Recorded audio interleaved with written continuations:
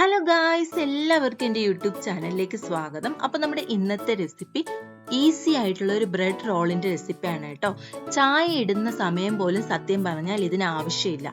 അത്രയ്ക്ക് എളുപ്പമായിട്ടുള്ള അത്രയ്ക്ക് ടേസ്റ്റി ആയിട്ടുള്ള ഒരു റെസിപ്പിയാണിത്. താമസിക്കാതെ തന്നെ നമുക്കിത് എങ്ങനെയാണ് ഉണ്ടാക്കുന്നതെന്ന് വീഡിയോയിലേക്ക് പോയാലോ.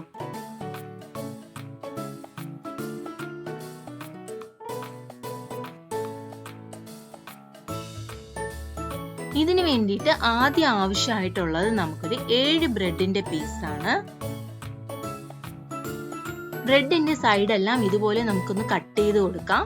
കട്ട് ചെയ്ത സൈഡ് കളയണ്ട, നമുക്ക് ബ്രെഡ് ക്രംസ് ഉണ്ടാക്കി എടുക്കാം. അതിന് വേണ്ടിയിട്ട് ഒരു മിക്സിയുടെ ജാറിലോട്ട് ഇട്ട് കൊടുത്ത് നമുക്കൊന്ന് പൊടിച്ചെടുക്കാം.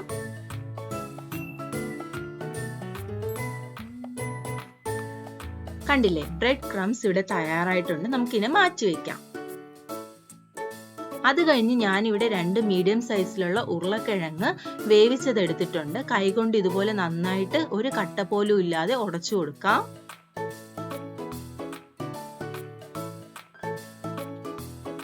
ഒരു മീഡിയം സൈസിലുള്ള സവാള ചെറുതായി അരിഞ്ഞത്, 2 പച്ചമുളക് ചെറുതായി അരിഞ്ഞതും ചേർത്ത് കൊടുക്കാം.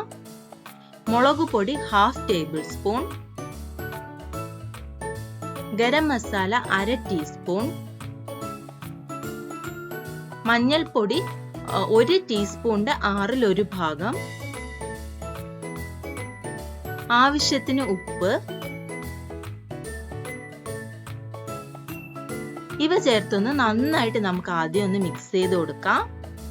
അതിലേക്ക് ചെറുതായി അരിഞ്ഞു വെച്ച മല്ലിയിലയും ചേർത്ത് കൊടുത്ത് നന്നായിട്ട് നമുക്ക് മിക്സ് ചെയ്തെടുക്കാം. അപ്പോൾ ഇവിടെ മസാല തയ്യാറായിട്ടുണ്ട്. ഓരോ കുഞ്ഞു പീസുകളായിട്ട് എടുത്ത് ഇതുപോലെ നീളത്തിന് നമുക്കൊന്ന് റോൾ ചെയ്ത് കൊടുക്കാം. ഇതുപോലെ നമുക്ക് എല്ലാം ചെയ്തെടുക്കാം.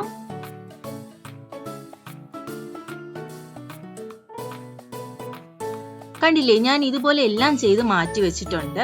വേറൊരു പാത്രത്തിൽ 2 ടേബിൾ സ്പൂൺ കോൺഫ്ലവർ ഇട്ട് കൊടുത്ത് ആവശ്യത്തിന് വെള്ളവും ചേർത്ത് കൊടുത്ത് ഒരു കട്ട പോലും ഇല്ലാതെ നമുക്ക് മിക്സ് ചെയ്ത് മാറ്റി വെക്കാം.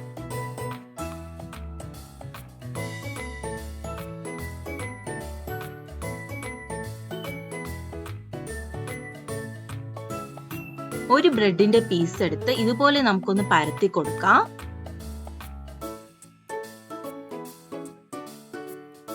ഒരു മസാല റോൾ എടുത്ത് നമുക്ക് അതിലേക്ക് വച്ചു കൊടുത്തിട്ട് സൈഡിലായിട്ട് കോൺഫ്ലവറിന്റെ വാട്ടർ ഇതുപോലെ ഒഴിച്ചു കൊടുക്കാം. എന്നിട്ട് നമുക്ക് വീഡിയോയിൽ കാണുന്നത് പോലെ ഒന്ന് റോൾ ചെയ്ത് കൊടുക്കാം.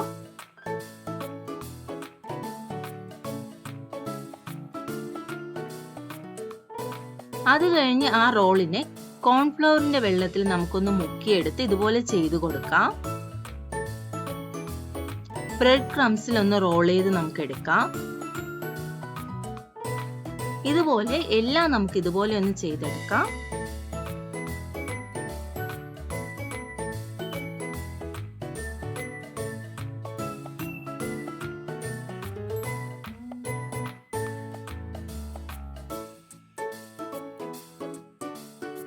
കണ്ടില്ലേ, ഞാൻ ഇതുപോലെ എല്ലാം ചെയ്തെടുത്തിട്ടുണ്ട്. നമുക്കിനി ഇത് ചൂടായ എണ്ണയിലിട്ട് ഫ്രൈ ചെയ്തെടുക്കാം.